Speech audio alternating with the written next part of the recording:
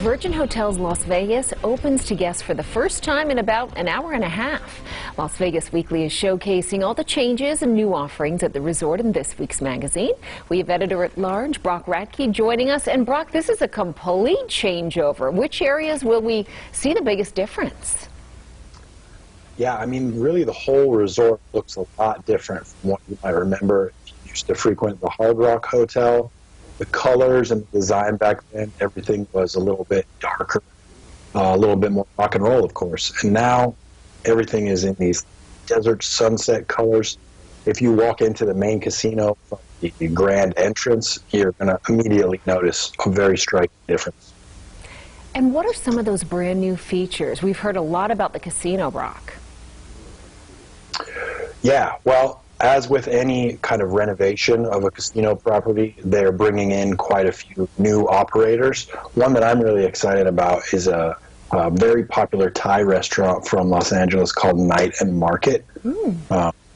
Also, the former Pink Taco Mexican restaurant that was really popular with locals as well as tourists has turned into something new called Casa Calavera.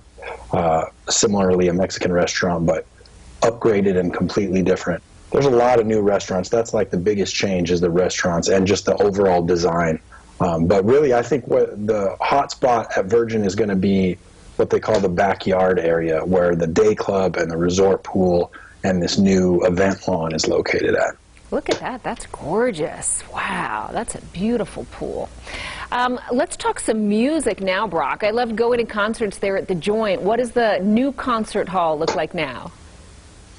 The good news is that the Joint isn't going anywhere.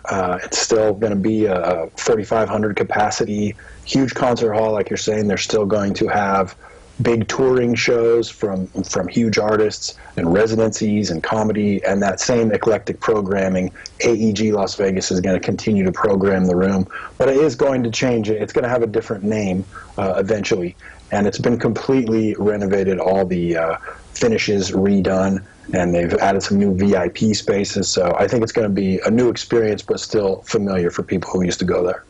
And I mean, this happened quickly. We were talking just a year ago, the Hard Rock was coming down. They timed it perfectly because things are opening back up now. I mean, they couldn't have timed it any better. What do you think, Brock? Yeah, I mean, things are starting to open up again gradually. We've already seen a brand new casino opening downtown in the last few months with Circa in October. That was a really big deal. And we've got another big one coming this summer with Resorts World on the Strip. Virgin is different because it is one of these renovating property type of jobs instead of something built from the ground up.